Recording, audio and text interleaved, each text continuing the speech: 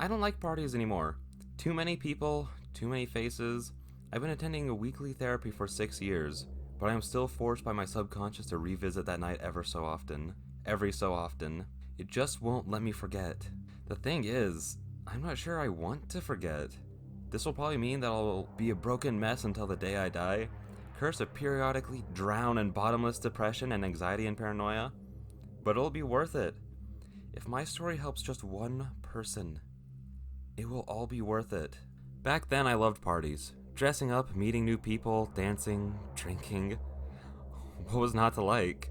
I wouldn't say I was excessive, but I love to explore new things is what I'm saying. What I'm trying to convey is that I wasn't a stranger to festivities. So while you might sit there going, oh, I would have never had done that, or how couldn't she see how strange that was? You need to understand that I had been to my fair share of weird and disturbing gatherings. It was a Friday afternoon and I was already somewhat tipsy. I didn't have any specific plans, but I had been invited to 2 different parties, and I was trying to work out which one sounded most promising. The first one was a birthday party, some guy that I'd met maybe met twice. A friend of a friend. I knew there'd be free drinks and loud music, same old boring stuff. I didn't feel like mindlessly drinking that day, don't get me wrong, I did partake in the occasional binge fest, but I don't know, I just wasn't feeling it. The other party was strangely intriguing. I had no idea who was throwing it. I was handed an envelope by some guy I passed on my way to school. I lived off campus. He was wearing some sort of grotesque Halloween-y mask, dressed like a businessman from the 19th century or something, and he just gave me the thing. He didn't say a word, he just bowed down weirdly before he skipped down the street like a 5-year-old girl. Truly intriguing. The invitation itself didn't offer much in the way of describing the event. It was a simple note made to resemble yellowing, fading parchment that simply stated the name and the address of the happening. Colloque of Expired Burgess, taking place at some location on the east side of town. I didn't know the place specifically, but I knew it was an industrial area, which made the invitation, if possible, even more intriguing. I loved the secret gathering, like some real cloak and dagger type of shit. That was it. There wasn't any question about it. I was going to the colloque. Whatever that meant. The invitation didn't say anything about a dress code or when the party started, but I felt like wearing my red evening gown for some reason. Maybe it was the aesthetic of it all that inspired me. I really can't say, but it felt important somehow. I spent quite some time getting ready before calling a cab and heading out. I wasn't sure if I was early or late, or if I was required to bring anything, but I felt confident I could wing it. It wasn't my first rodeo after all. It took the cabbie 30 minutes to locate the address.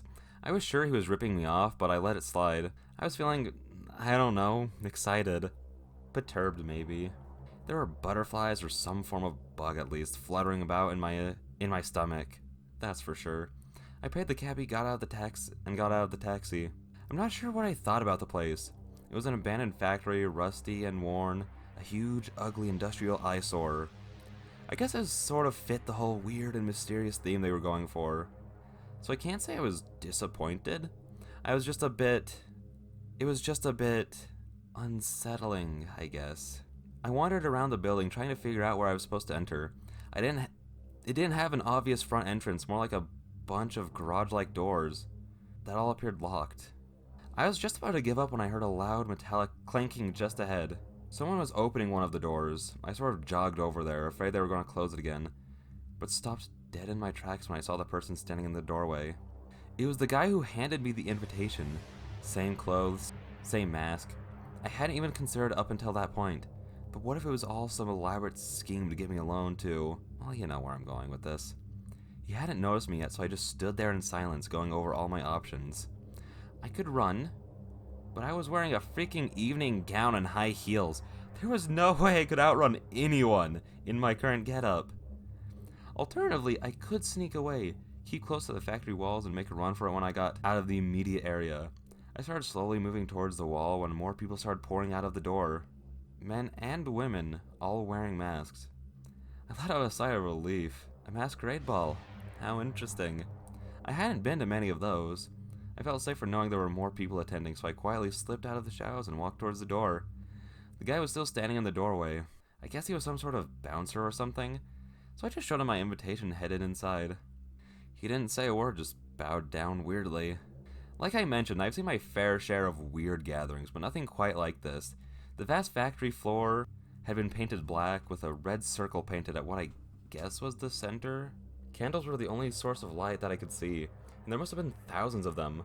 A single table stood in the far end, overflowing with an assortment of beverages. All in all, it was quite Spartan, but in a good way. Extremely creepy way. I was impressed. I suppose it was around that time I started noticing the other guests. They were slowly gathering around me, tilting their heads sideways like curious animals. They were all wearing masks. The same mask. Well, not exactly. The same mask with different variations, I guess. Grotesque, horrible, twisted parodies of the human face. I took a step back, startled. My anxiety finally overshadowing the excitedness. After a moment or two, they started disbanding, each going their own way. I guess it was some sort of welcoming ritual or something. I quickly headed for the beverages. I was starting to lose my buzz, and everything felt so bizarre and otherworldly. I figured I would fare better with just a little bit of alcohol in my system. While I was sipping on some of the stronger stuff, I looked around the place. Where were the masks? Shouldn't I get a mask as well? Who was handing them out? I shrugged it off and just assumed I'd get one sooner or later. Maybe there'd be a ceremony for it or something. Fucking weird, isn't it? A female voice called out from behind me. I spat out half a mouthful of brandy in surprise. She was young, around my age, blonde, and dressed in a beautiful white and silver gown. I mean, where are our masks? Shouldn't we get masks? That's exactly what I was thinking, I said. I want, nay, need a fucking mask. She laughed and poured me another drink. The other guests were sort of slowly skipping around aimlessly. I never once saw them stop. They weren't even drinking or talking or doing anything but weirdly hop across the floor. I'm Haley, by the way. She smiled. Jean. I shook her hand awkwardly. Hey, how did you find this place? She waved an envelope around playfully. It looked identical to mine. Some guy gave it to me. He was wearing one of those masks. Fucking weird, but strangely intriguing, you know? I nodded thoughtfully. Something about this just didn't sit right with me. Even after 5, 6 drinks, I still couldn't shake the creeping feeling of uneasiness. Haley looked flustered but fine, so I guess that she must have had a few more drinks than me. Maybe I was just being silly, overcautious. It wasn't like me at all. We just stayed put at the table, drinking and talking, having fun. Haley was such a nice girl, and we had a lot in common. And she was so easy to talk to. Never an awkward pause. I'm not sure how long it took, a few hours maybe, but at some point, we realized we weren't at the table anymore. To this day, I'm still not sure how we got there. I was drunk, sure, but I wasn't blackout drunk, you know? Maybe someone slipped something in my drink? I doubt it, though. I was super conscious about guarding my drinks. I had learned my lesson the hard way. We were standing at the center of the red circle, back to back. The other guests were flocking around us at a steady pace until they surrounded us completely. Grotesque's masks buzzed everywhere, staring us up and down like puzzled children. I grabbed Haley's hand, squeezing it tightly. She did the same to mine. The guests inched closer, stretching their necks toward us weirdly, like protruding vultures. And then it happened, the one single instance that still has me going to therapy, that is still stuck on replay in my mind. They spoke. It wasn't so much the discordant, hushed, gargling voices, though I guess that part was pretty traumatizing too. No, it was their mouths. At first I didn't catch it. I suppose I was too shocked, but it suddenly dawned on me. Those weren't masks. When they spoke, you could clearly see it. They weren't wearing any masks. That's how they always looked. Their true faces. Deformed, misshapen, utterly repugnant faces. I felt my stomach churning as the realization hit me, and for the first time that night, I truly feared for my life. I can't tell you what they were saying. I don't think the language exists. I've tried to write down all the sounds that I heard, but it's all nonsensical gibberish. I freaked out, I panicked, I completely lost it. I let go of Haley's hands and just ran screaming into the crowd. I don't know what I was expecting, but it certainly wasn't what happened. They let me pass. Not a single one of them tried to stop me as I made my way to the door. Not a single one pursued me. Not even so much as a head turned as I got the hell out of there. All I heard was Haley's screams. Agonizing, tormented, horrible screams. will never forgive myself for that. For running, for leaving her behind. Never. I don't know where I ran or how long, but at some point I was able to flag down a police car. The officers thought I was hysterical at first, drugged, but somehow I convinced them to come with me, to help my friend, to save Haley.